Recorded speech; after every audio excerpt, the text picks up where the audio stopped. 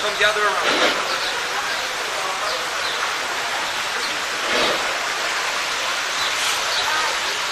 Attention staff, anyone for maintenance, please come up to the front desk. Anyone for maintenance, please come up to the front desk.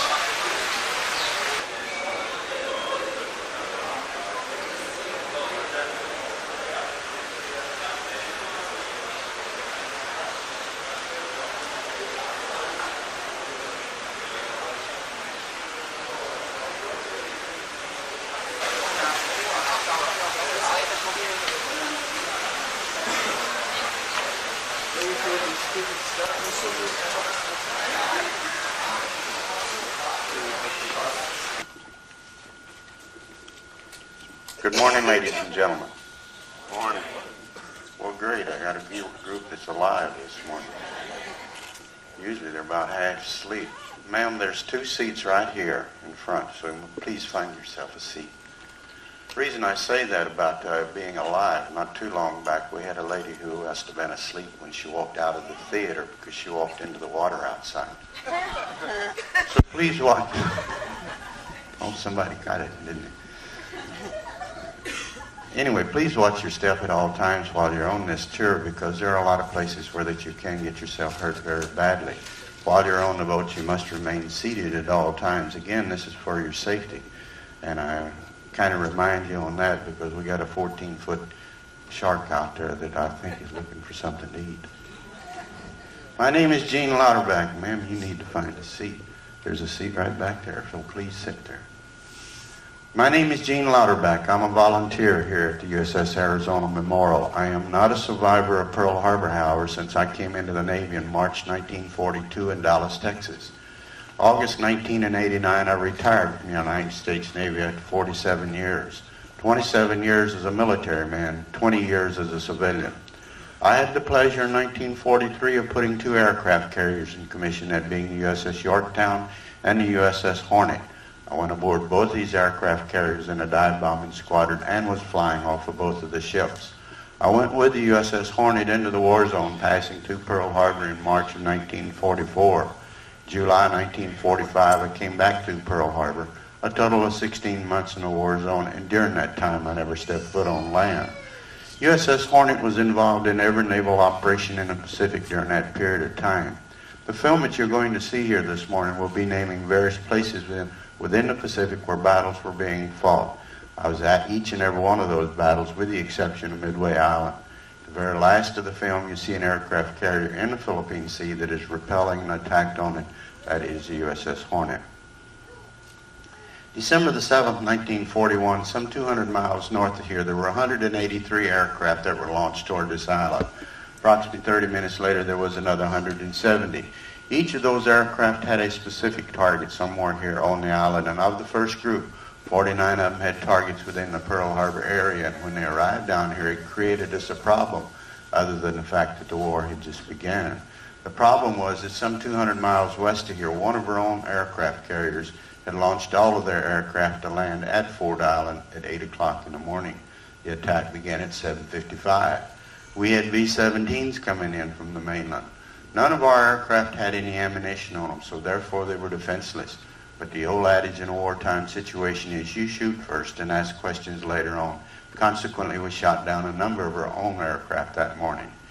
USS Arizona received several hits before the fatal blow, and that fatal blow was a 1,760-pound armor-piercing bomb that went down 6 decks in the forward part of the ship, down to an area where there was berthing to where there's ammunition and fuel oil. At that time, it exploded. When it exploded, it lifted the bow of the ship completely out of the water, and 9 minutes later, it had sank to the bottom of the bay, never to rise again. The next 2.5 days, it was on fire because the ship was due to go out on a Monday morning for approximately 60 days and had been fully loaded with fuel oil. Now, the question has come up many times as to why 1,177 people are entombed on the Arizona. They're officially buried at sea, but the reason is twofold. The bomb that came in killed most of the people instantly or dismembered their bodies. Then we had a fire right behind it for the next 2.5 days that cremated the rest of the bodies that were on board. There were 334 survivors of the ship, and there were 195 whole bodies taken off the ship. The ship was a family affair. Some people have been on board 10 and 12 years. There were 34 sets of brothers on the Arizona. 25 of them were killed. There were 3 families with 3 brothers each in the family. 2 of the 3 boys in each family were killed. 1 twin survived his brother. There's a father and a son out there. Their name is Free. Now, when you get out to the memorial, in all probability, the first thing you will notice is where number 3 gun turret is at. Gun is no longer on board, but the turret structure is still sticking up out of the water. And if you're looking over the side from the memorial, alongside of where number 3 is at, approximately every minute you'll be able to see fuel oil coming up out of the Arizona after 50 years. We like to say that this is the tears of those people that were entombed below. You're going to look for the fuel oil. It'll come up in a dark cloud about the size of a silver dollar to the surface. Once on the surface, then it changes to a rainbow. Now, at the end of the movie, the doors to my left over here, please use all doors. Have your tickets ready as you leave the theater. They'll be picked up on the other side as you board the boat to go out to the memorial. Thank you.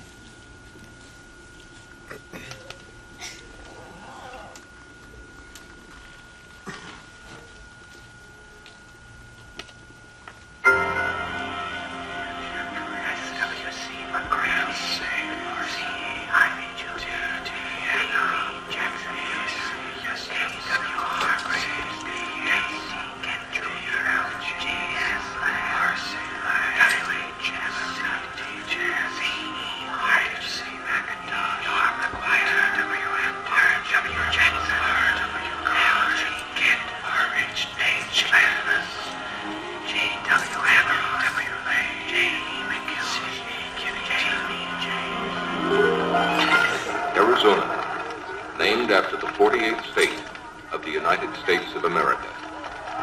Arizona, sister ship to the Pennsylvania, among the world's largest battleships when begun in 1913.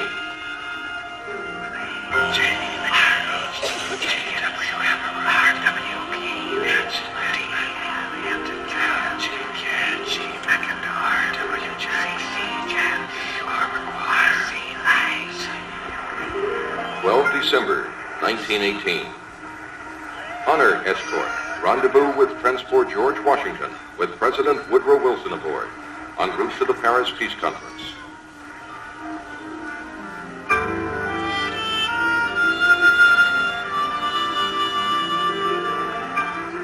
26 December 1918.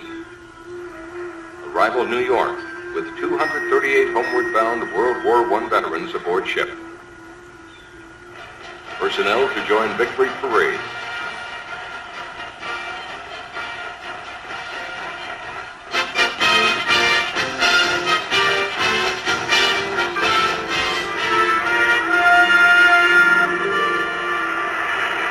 Flagship, Battleship Division 2.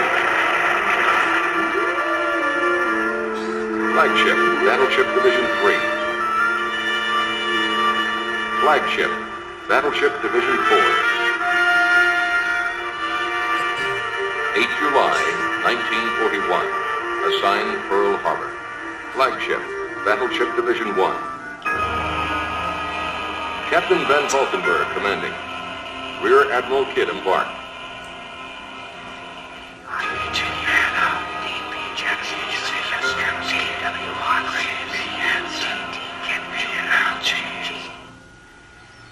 Pearl Harbor. By December 6, 1941, more than 90 ships would be in the harbor. to become the object of one of the most brilliantly planned and executed naval attacks in history. Why? And how did this happen? It started a long time before.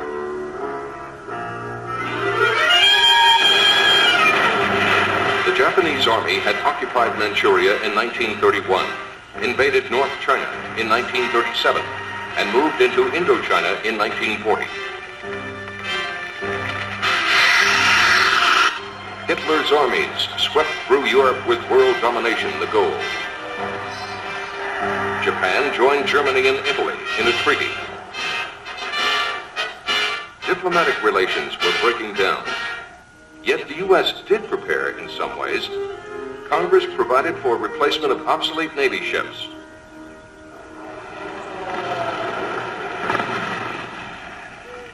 President Roosevelt said, "Your boys are not going to be sent into any foreign wars." Japan demanded a free hand in China and a halt of U.S. aid to that country. She also demanded resumption of trade with the United States and a promise that the U.S. would not reinforce her Pacific bases, even in the Philippines. As an isolationist nation, the United States hoped the whole business would go away. Japan was being squeezed, cut off from oil, money frozen in the United States. Fearing economic ruin, but still negotiating with America, Japan felt that her back was to the wall. A showdown was imminent. Shrouded in secrecy, a Japanese task force practiced Phase 1, the attack on Pearl Harbor. Preparation should negotiations break down.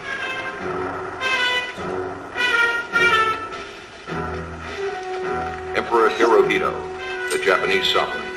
With war on the horizon, real power was exercised by the cabinet and the new prime minister and general of the army, Hideki Tojo.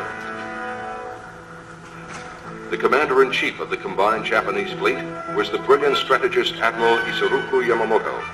He realized Japan's only hope in controlling the Pacific War was to cripple the U.S. fleet in one devastating blow. The Japanese planned 6 coordinated operations based on an assumption that the main body of the Pacific Fleet would be anchored at Pearl Harbor. The occupation of Siam and the invasion of southern Burma.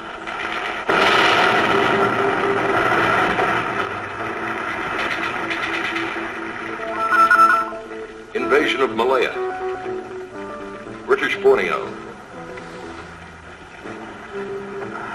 northern Sumatra,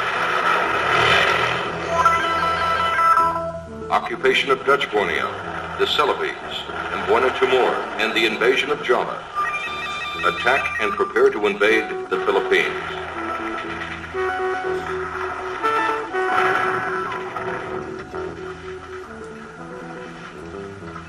Destroy all American air power.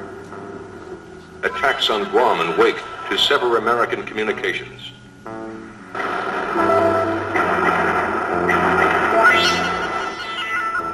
Attack and invade the Gilbert Islands.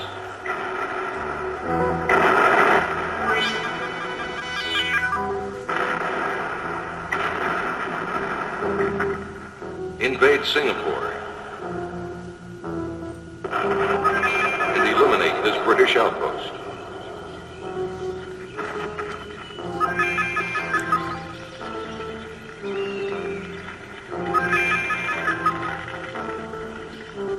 It was all to start at Pearl Harbor on the morning of December 7th, 1941.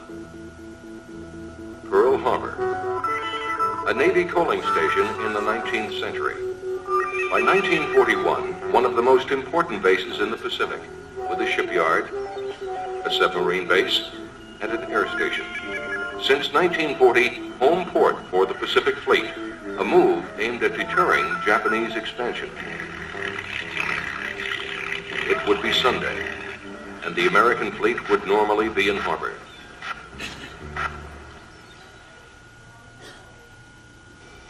December 1941. Commander-in-Chief Pacific Fleet orders all ships in harbor at Condition 2. 1/4 of all gun stations to be manned due to increased tension in negotiations with the Japanese Empire. 6 December 1941. USS Arizona Band to compete in the Battle of the Bands at Block Arena.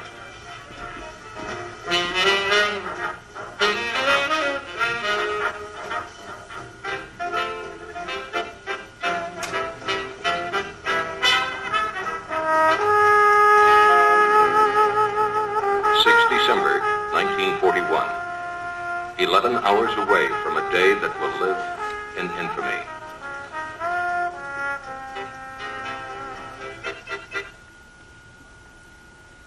Just before 11 p.m., December 6th, about 8 miles off Pearl Harbor, 5 midget subs were launched from their motherships.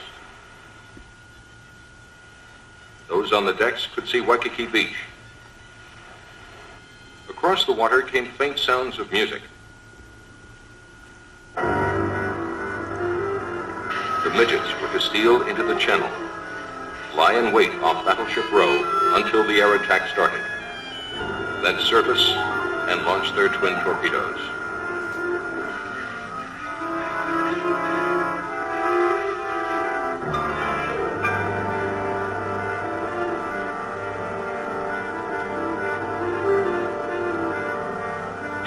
Miles southwest, the USS Enterprise, one of 3 carriers in the Pacific, was scheduled to be berthed at Pearl this night, but due to heavy weather the day before, she was forced to slow down. The Enterprise, through a stroke of luck, would not arrive at Pearl on schedule. Pearl Harbor slept. The men from the USS Arizona Band returned to their ship. They had finished second in the band contest and had won the right to sleep in late, the morning of December 7th, 1941.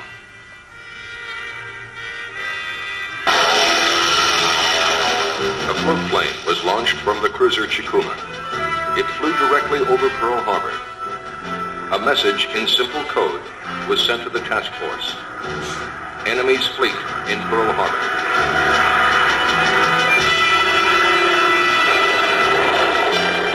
The first wave of more than 180 planes was launched in no more than 15 minutes. A second wave of 168 followed. The sons of the rising sun headed for Japan's destiny.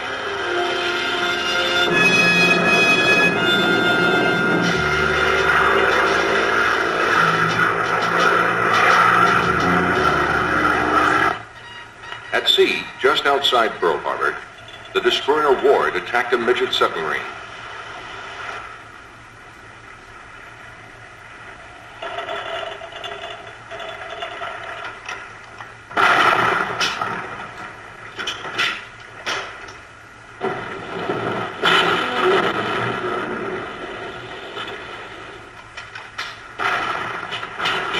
At 6:54 a.m., Ward sent a radio message to the 14th Naval District.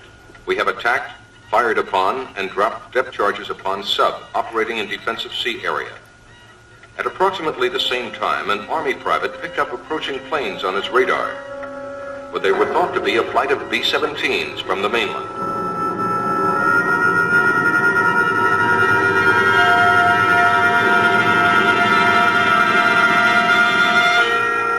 In Washington, President Roosevelt met with the Chinese ambassador, and later conferred with his chief aide, Harry Hopkins, over lunch.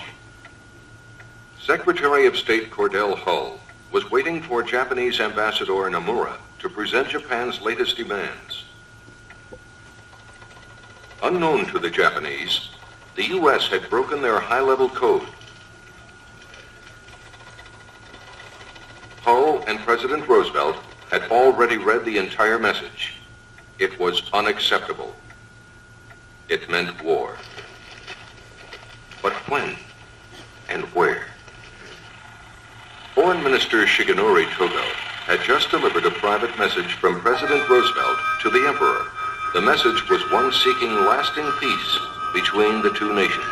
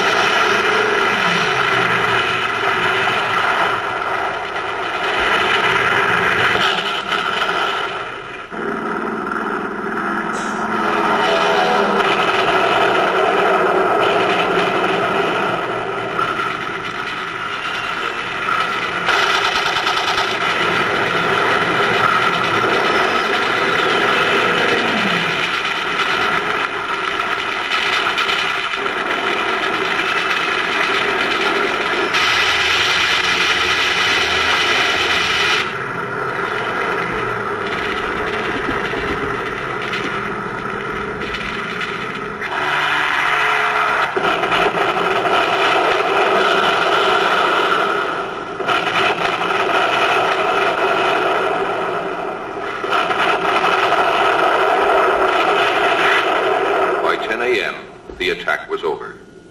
The last Japanese planes joined up over northern Oahu for their flight back to their carriers.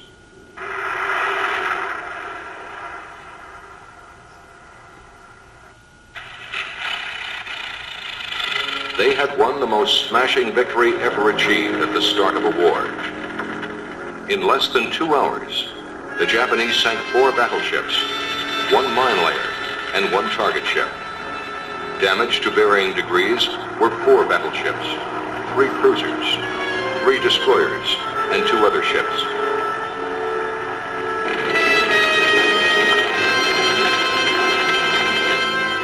(2,113 Navy men and Marines dead. Another 980 wounded. In those 2 hours, the United States Navy had lost almost 5 times as many men as it had lost by enemy action in all of the Spanish-American War and World War I combined. USS Arizona. Over 1,000 officers and men lay where they fell, the ship too shattered to repair. Rear Admiral Kidd and Captain Van Valkenburg, both killed in the attack. Kidd, the first U.S. Navy flag officer killed in action in any war. Heroism this day was commonplace. But like the mythical Phoenix, the Pacific Fleet returned to fight again. The cry, "Remember Pearl Harbor," rallied Americans everywhere.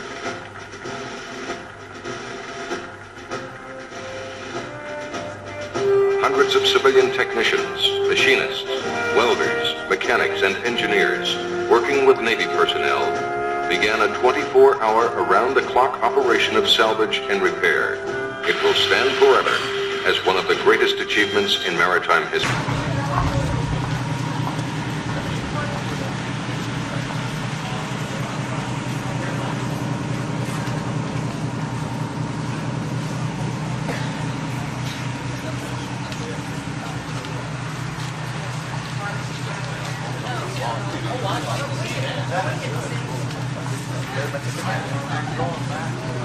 Do you have it?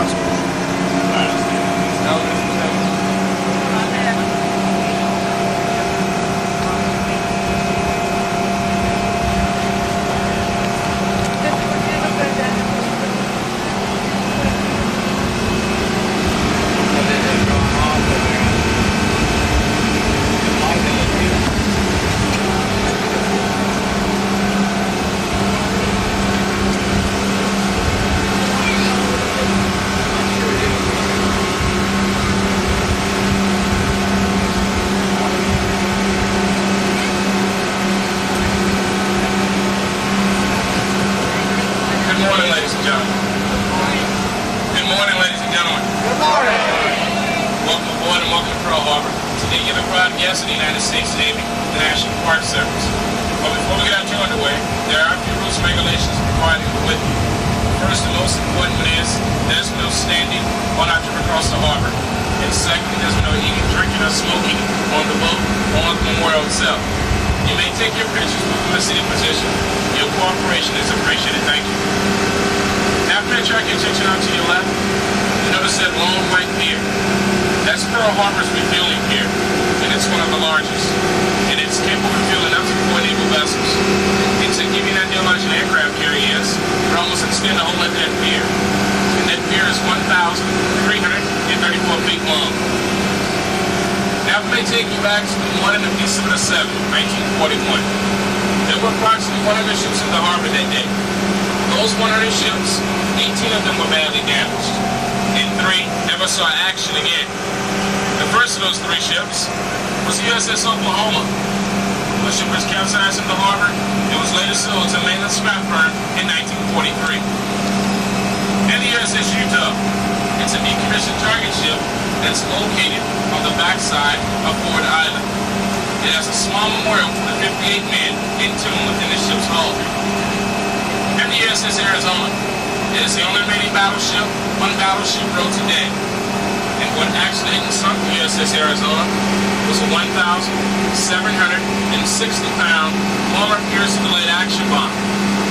That bomb penetrated down through 6 steel decks, going off in the ammunition storage area. And it caused explosions so massive that it left the bow completely out of the water. The Arizona sunk in 9 minutes, and she burned for 2.5 days, displacing over 32,000 tons. The Navy and Marine Corps personnel that were trapped on the main deck were killed instantly. Now coming up off to your right, you notice this dark green wooded area. This is known as Ford Island. Back in 1941, it was used on a Naval Air Station. It's later decommissioned into a large Naval aircraft command. Also to your right as we make our turn, you notice these black and white concrete structures in the water. These are known as mooring keys, or quays. They take to it as a Type 1 battleship. Ships were tied in a side-by-side fashion, known as nesting, and they would form what's historically known as Battleship Row. Battleship Row starts here at the USS Nevada mooring key, that lines the whole length of Fort Island. Now, as we sit in our turn here, ladies and gentlemen, looking off to you at the memorial, you notice that large busted circular object protruding from the water. That is remains of the number 3 gun turret. There's so much buoy you see right here. This marks the stern, the back of the ship. And approximately 608 feet forward, you have another orange buoy, which marks the bow, at the front of the ship. Did you folks in the back to have a seat, please? Now, once you get aboard the memorial, there are 3 rooms you'll be going through. Sir, I need you to have a seat. The first room is the bell room.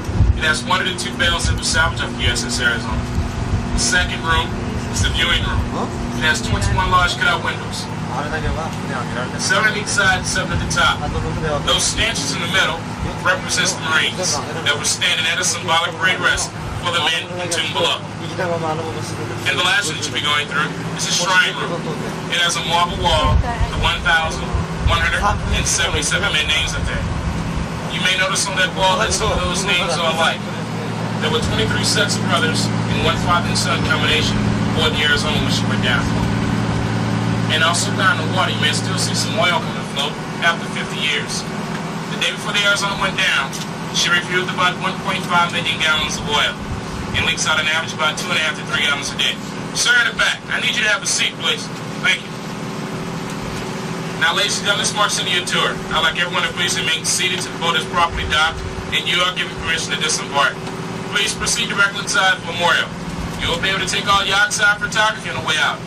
If you have any questions, feel free to ask myself, my boat partner, or the park ranger that's here with you.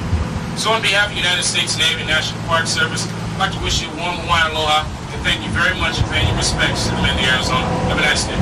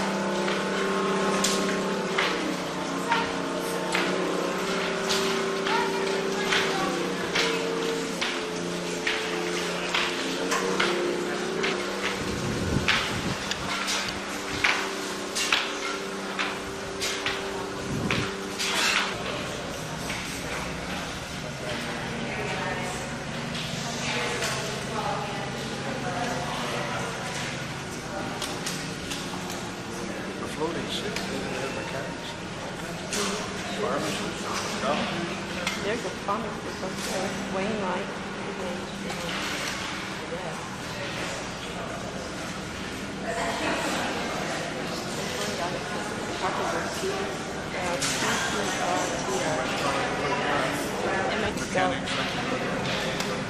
Mechanic is spelled M-E-C-H-A-N-I-C. I don't know what the rates were. Rates have all been changed.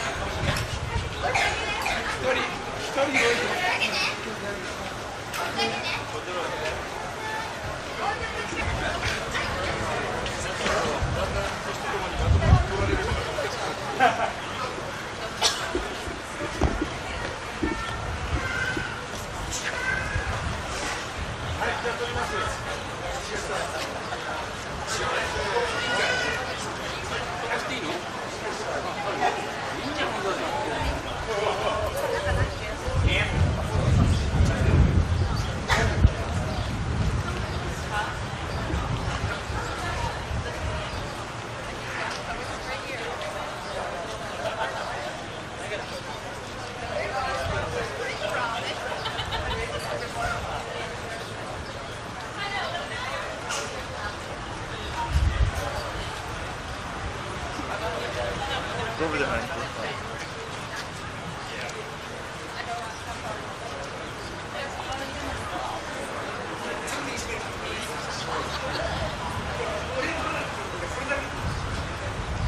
Okay.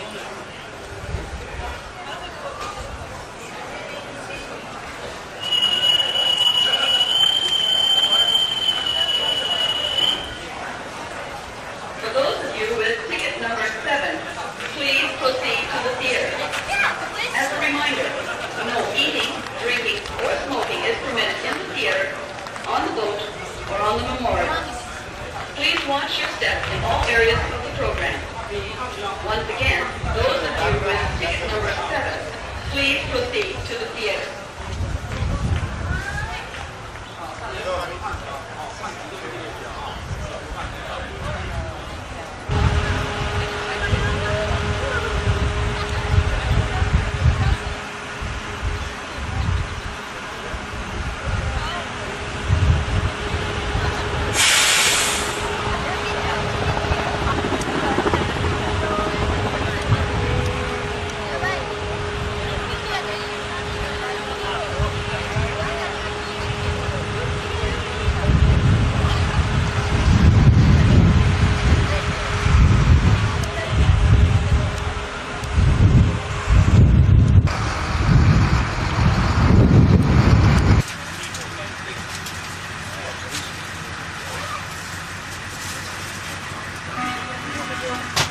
Built on hydraulic air cushions, which makes the entire stadium portable. Each of these grandstand sections can be lifted up, changed into an oval for football viewing, or lifted up again and changed into a diamond for baseball. Holds 49,000 or maximum of 52. The only time it would be at maximum would be the Pro Bowl, Hula Bowl, or Aloha Bowl that you may have seen on TV.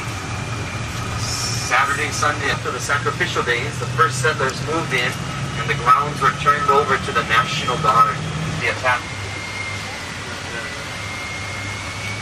Machine gun bunker. When we get inside, from a distance, you see the secret tunnels built inside the crater walls, large enough to store aircraft guns, fallout shelters, ammunition bombs, a few large trucks.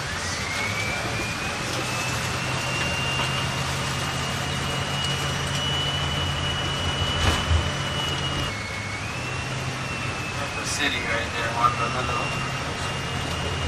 Were you folks Hawaii 5-0 fans? Yeah. The introduction. Jack Lord was standing on the top of the building.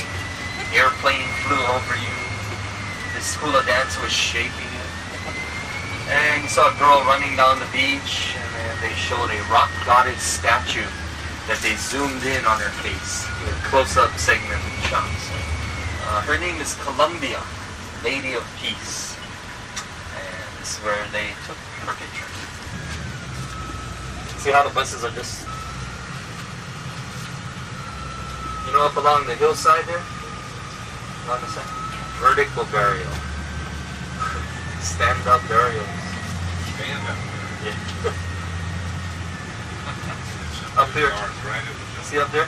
You see how close alongside of the headstones are? It's kind of hard to see how the tree tops are on it. But the headstones are right next to each other. They're slid in this way. It's too crowded already. They broke grounds for other places already.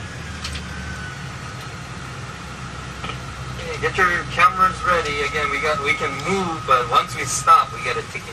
So we'll snap away. It's gonna come up on the right now. And send your camera over to your cousin on this side.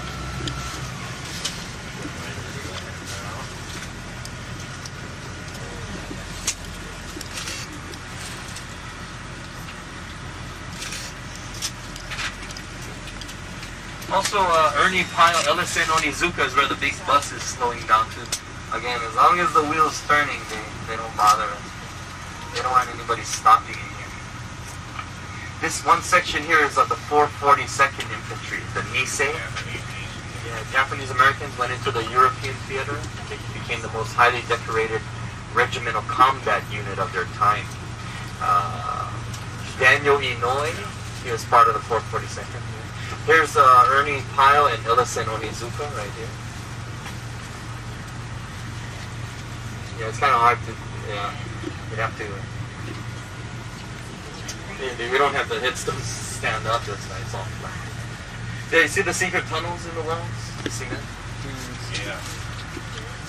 They all built and they never used it. The only thing they used that tunnels there for was government payroll storage. What is that? It was called before. That's the territorial money they kept in there. The National Cemetery in Luxembourg, they adopt the plots out to local people. They come put flowers on them because, you know, not everybody can fly halfway around the world. Yeah. We have like florists that would you can call them, they'll make an arrangement and then go and place it there and take a picture, you know, and bill you. They can do it that way too. That's what you're talking about, right? Adopting them. Now, local people in those towns around that cemetery take responsibility. You know, they go sign up for it, they give them a name and say, this is your guy. And then they take care of taking care of the plot, bringing flowers to it. No. I haven't heard of something like that over here. Yeah. Oh, remember Imelda Marcos and company? The supporters of the Marcos family bought them a home when they first came to Hawaii. It's not visible from here, but the next ridge over, there's a yellow tree on the next ridge. Yellow flower tree. Right in that area, that's where the Marcos house is. Couldn't afford to buy it themselves, huh? Yeah. The thing was frozen. And yeah, the shoe sizes were. No. But well, they're not here now. Imelda's in the Philippines. I thought she was in jail, but again, that's called the eternal flame right there. Let's see if it goes out. Let's see if it goes out. Okay, oh good. At least we can tour it from the front. You're on the left. Oh, let me move up so y'all. What are you doing here? Y'all can get a feel of this. This is our state, that's Washington Place. Today the governor resides here, John Waihee. And the church on the right also, St. Andrew's Cathedral. It's a Episcopal church. Nuns or sisters. Let me show you where everything is. Let you out for a few moments, grab pictures, and then spin around and pick you up again. Manihale Judiciary Building. Oh yeah, we still got all the law enforcement over here. Oh well.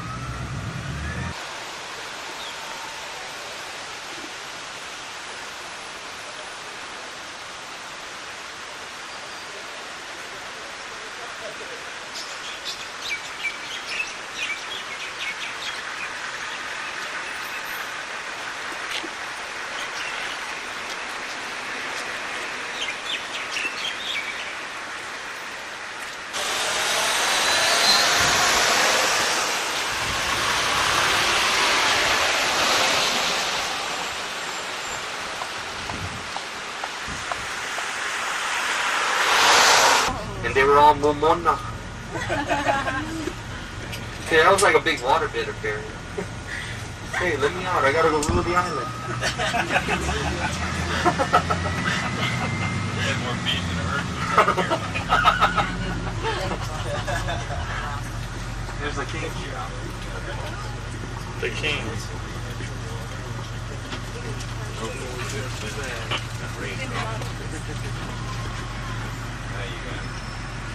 Okay, let me move up the fan. By Anyway, it's tradition that when you come and visit our King Kamehameha, you take 3 bows and pay respects to the greatest king of all Hawaii. Did y'all do that? I never did that, man. Exceed the $900,000 limit. They knew they were going to go over $900,000. It was a fixed price contract. Keith Kaneshiro is out of town, but his office said today the mayor is wasting taxpayers' money by ignoring the legal advice of his own attorneys to pay up.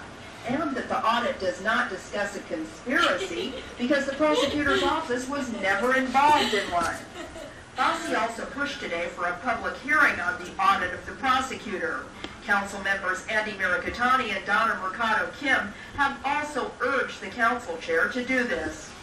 We have not had an opportunity to even go over the audit that the council spent $60,000 for in the prosecutor's office. The chair has been requested that we do these things, and we have not yet done them. He has not brought them up for discussion. Let's enjoy it. The mayor is being sued in federal court. See you later. There's another song I'd like to share with you. It's called In Your Hawaiian Way, featuring Jerry. It goes like this.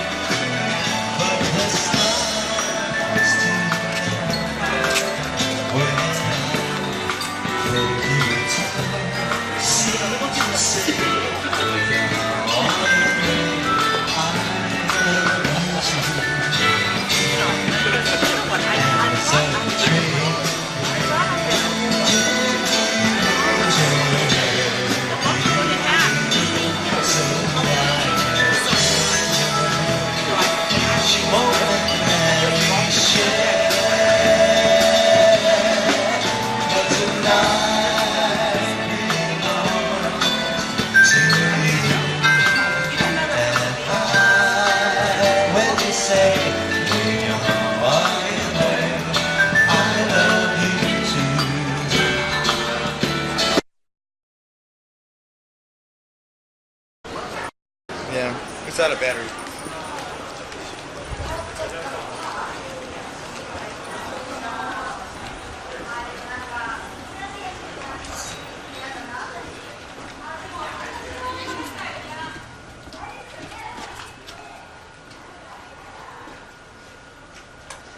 Come this way. Now we're up to floor 35, where our room is. Thank you.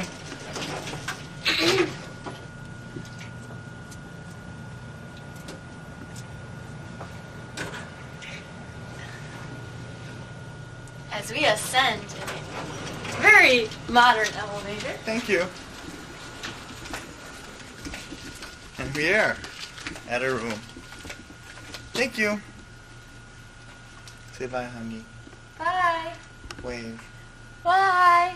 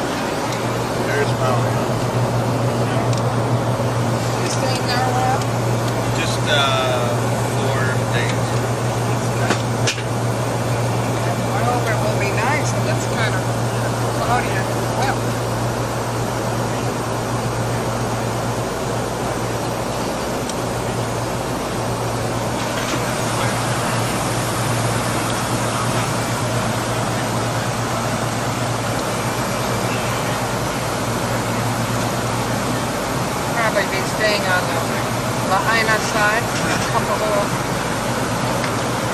Yeah.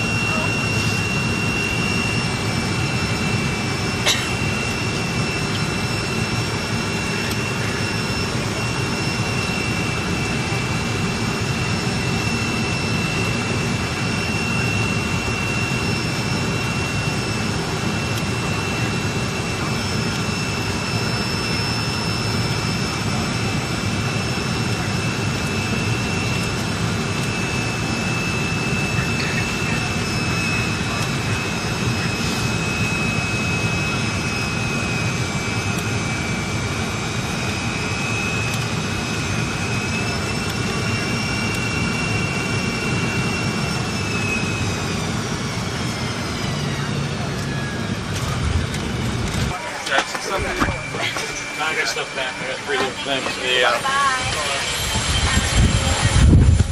You don't need to.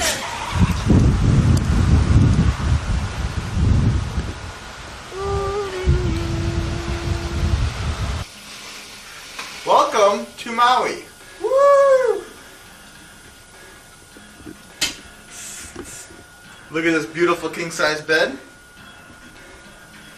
Honey, please open the bar.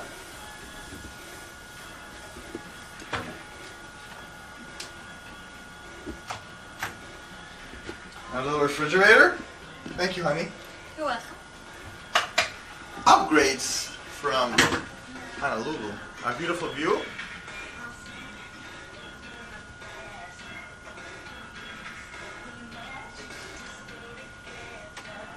Gorgeous.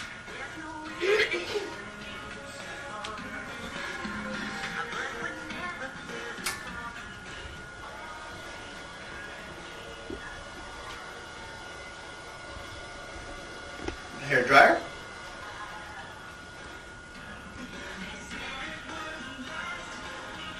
Time for dinner. I agree.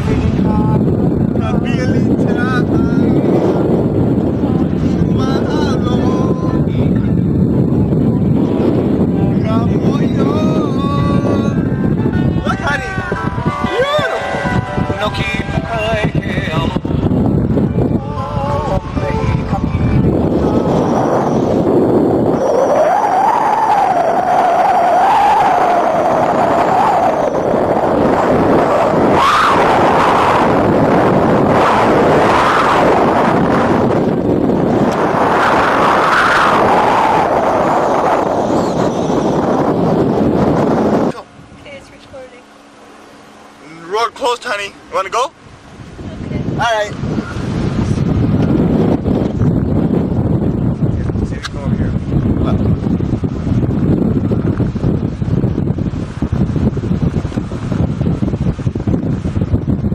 There. Get it.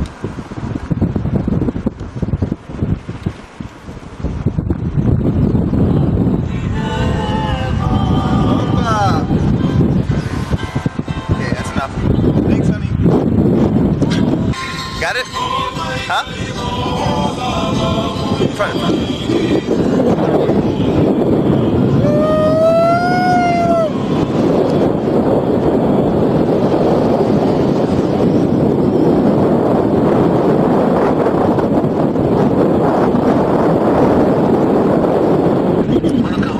Started it?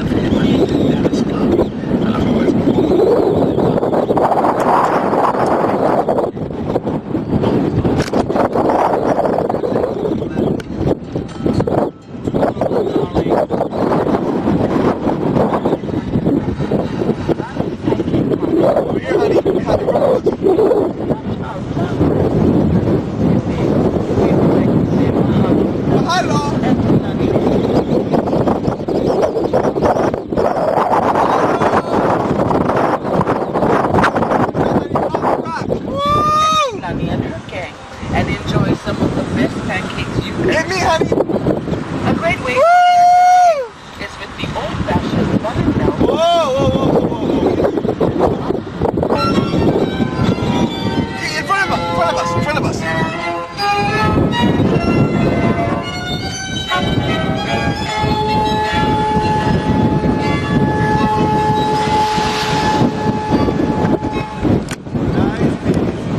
Nice little boy.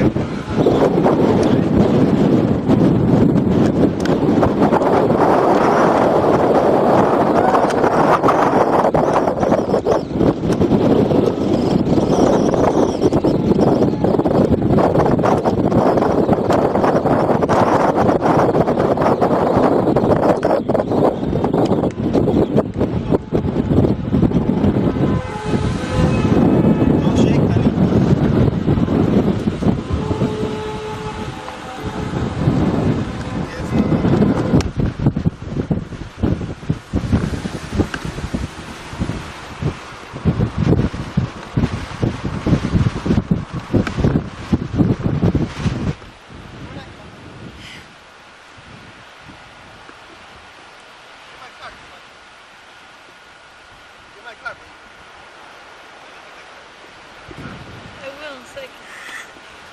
Get moving. Get me, honey. Get me, honey. Woo! Better not.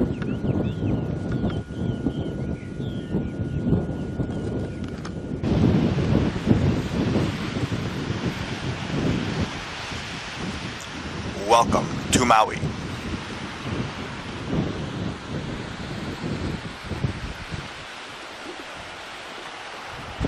Me, Patterson, you, Jane, we live in jungle. Dude, check out my car, man. Very good. 5-star rims.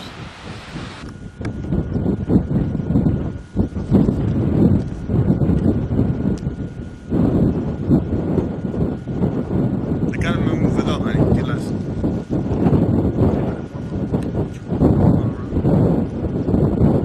Get that rack up there.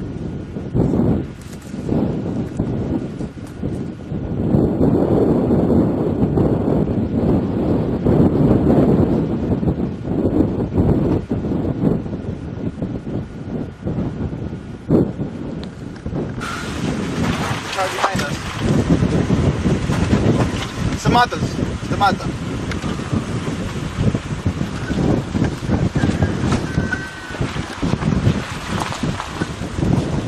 Flat, we're dead meat.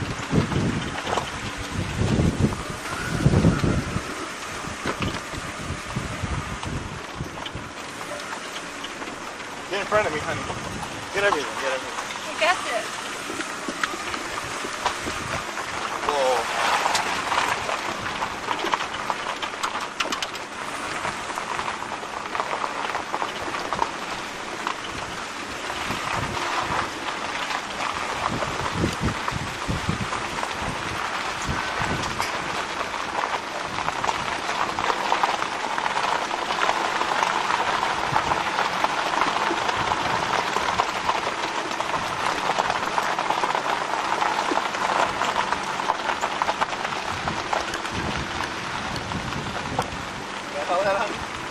hope so.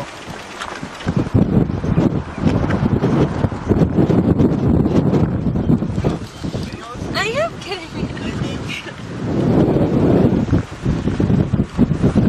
This honey, get this building. Get in front, honey. Look at that mountainside. Whoa.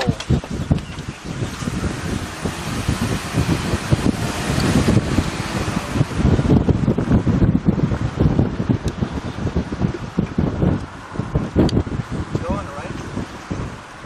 Go on the right.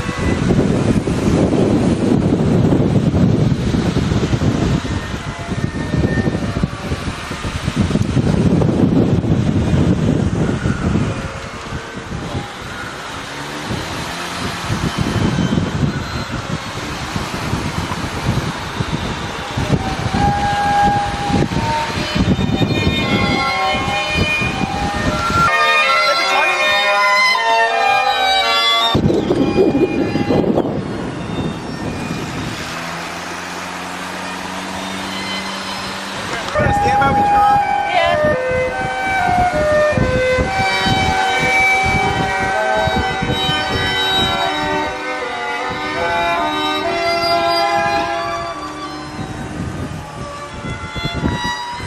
That's good.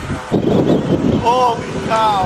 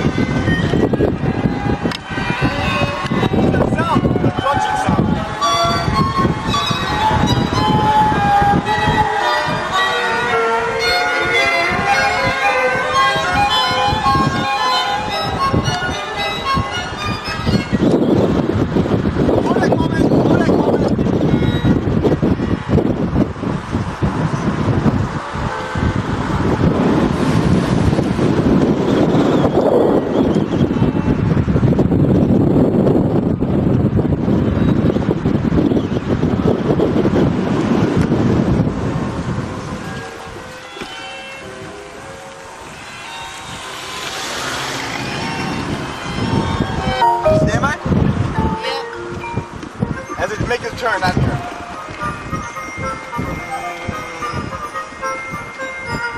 Now.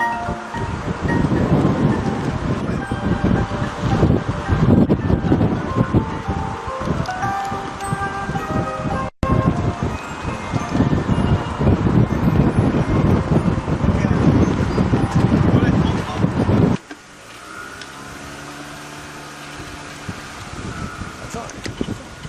Go stop. The bridge, that one.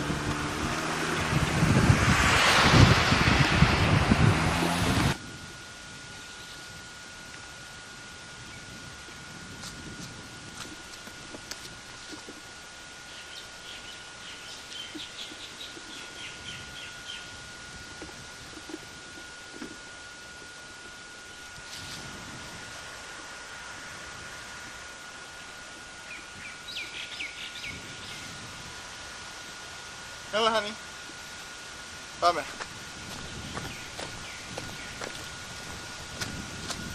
Whoop, whoop.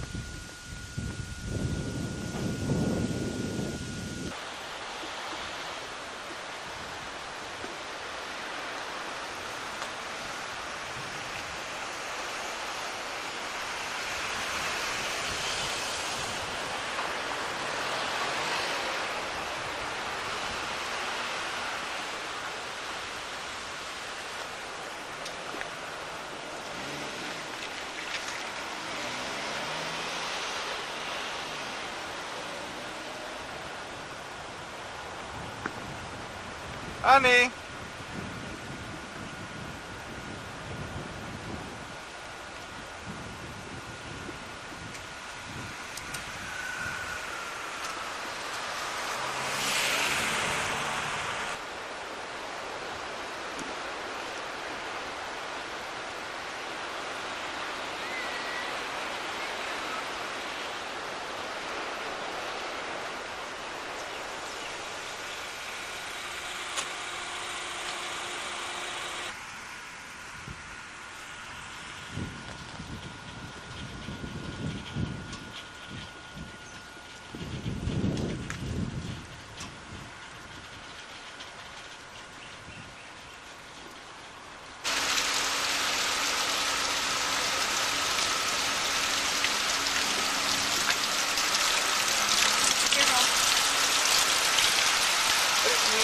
No, in here. But I don't want to get water on something.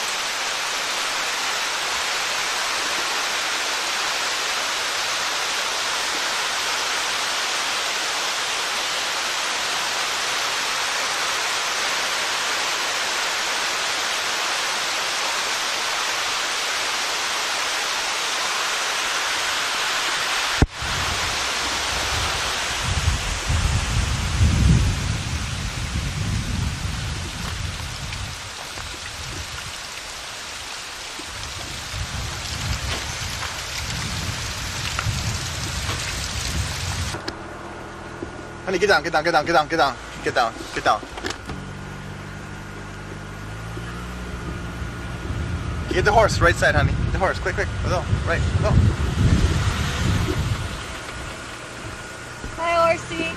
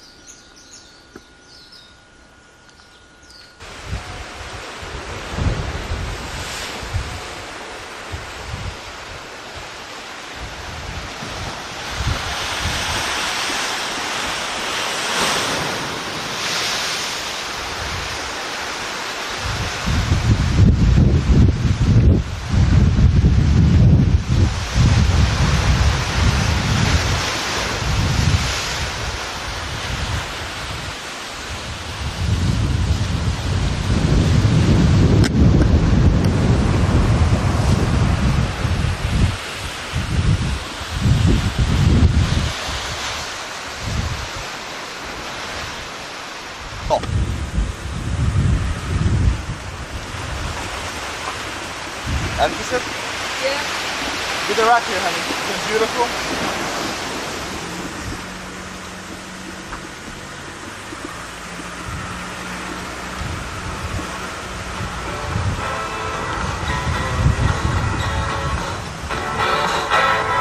An ambulance rolled up, a straight trooper close behind. Twitter took his gun away and messed up his mind. And the good cop was left tied up to a tree.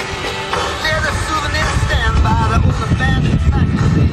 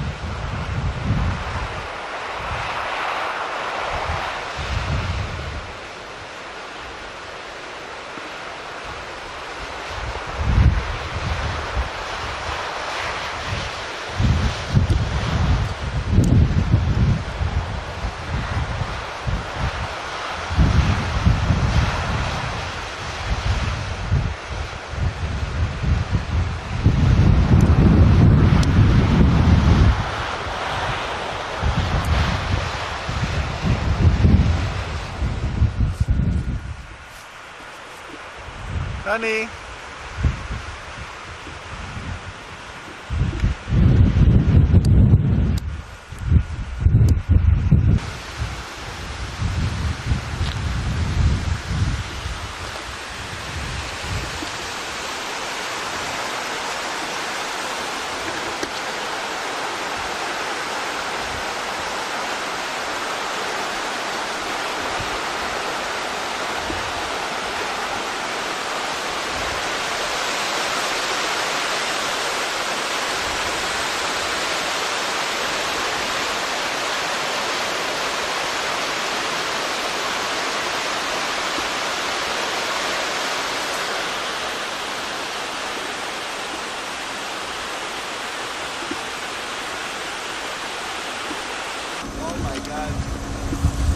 The American Eagle.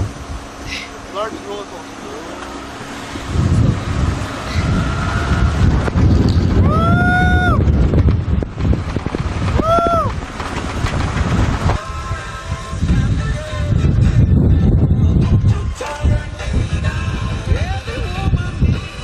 Hi, baby.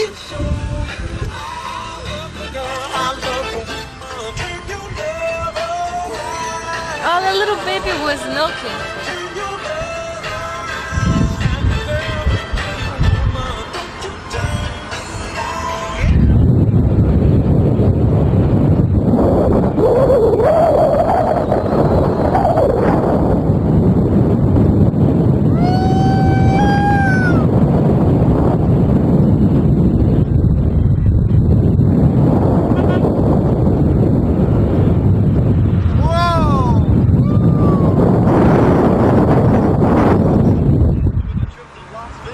Father's Day, along with $500 in cash.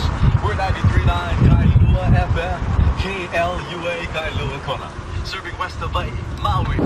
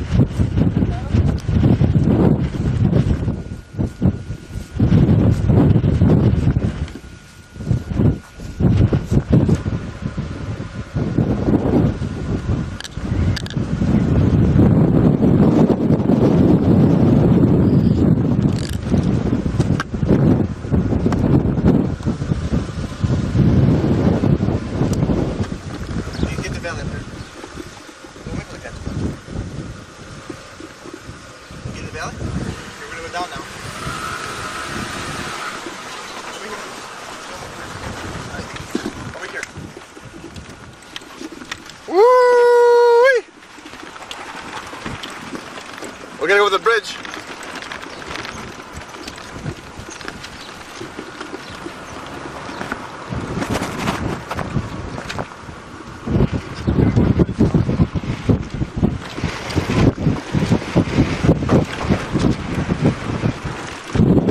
Stop.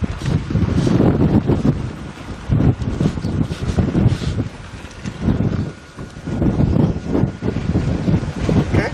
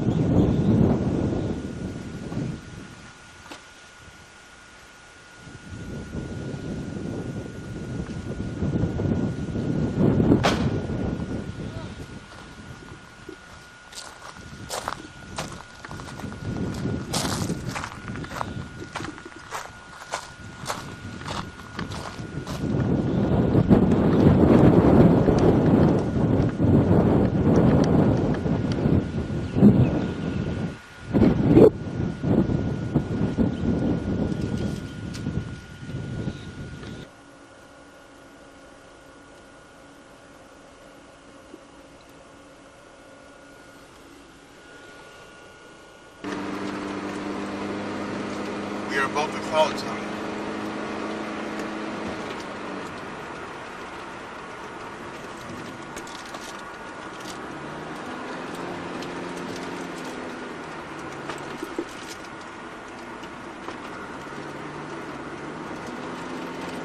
Look up there, honey. We're almost on the top.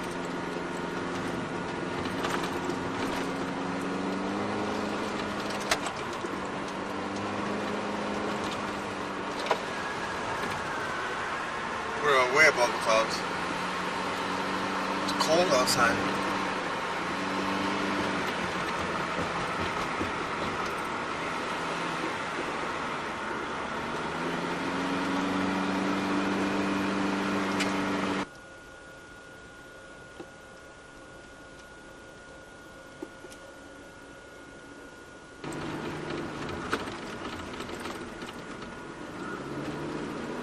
Side.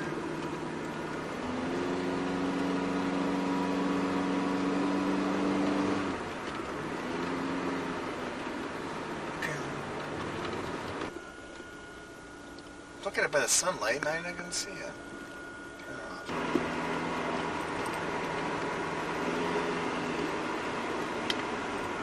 Ah, boy.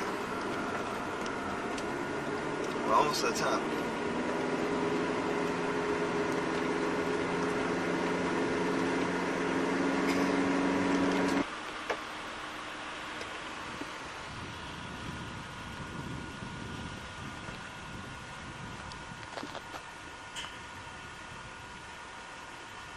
Still skip plenty of pizza.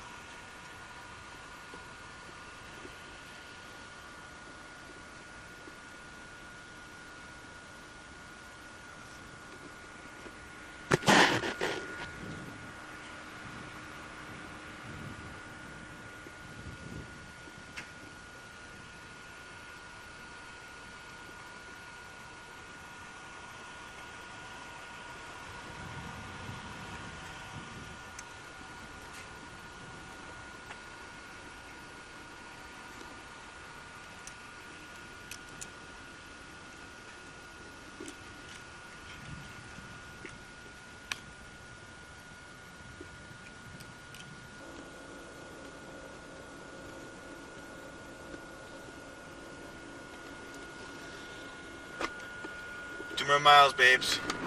Get up there.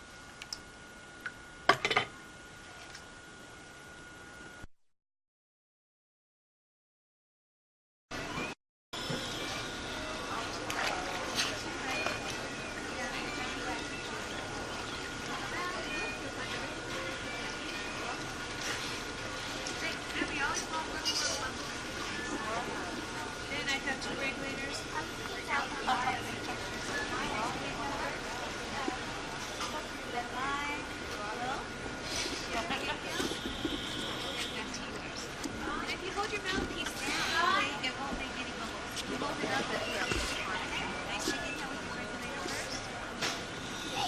The regulator low first. Big inhale, then back on.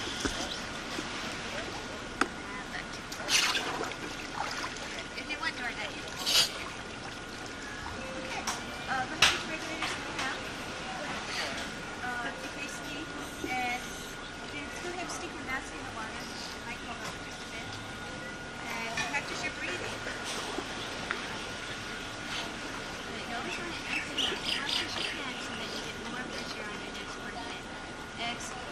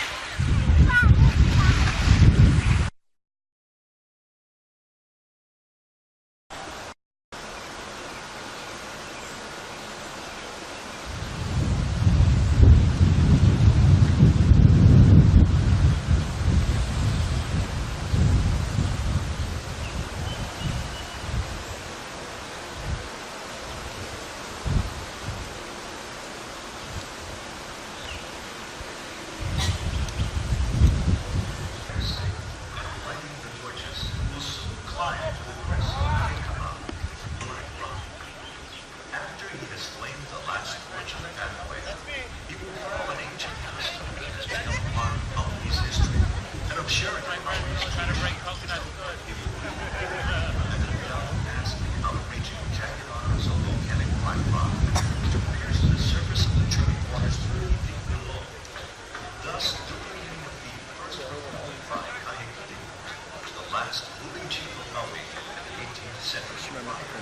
discovery of these islands by Captain I.G.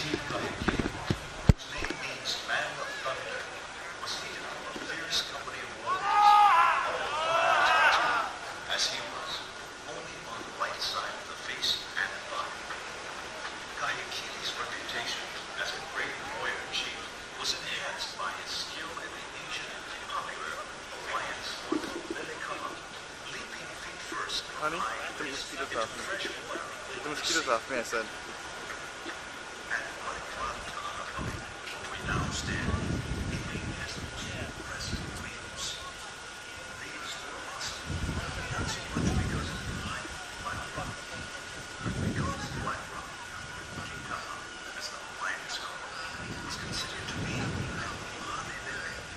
a sacred water where souls of the lifeless leaped into the ocean, pierced the surface, and slowly descended to their ancestral spirit land at the bottom of the sea. Geiki's fame was his ability to the sea and then return. And so it is a Sheridan tradition each night at sunset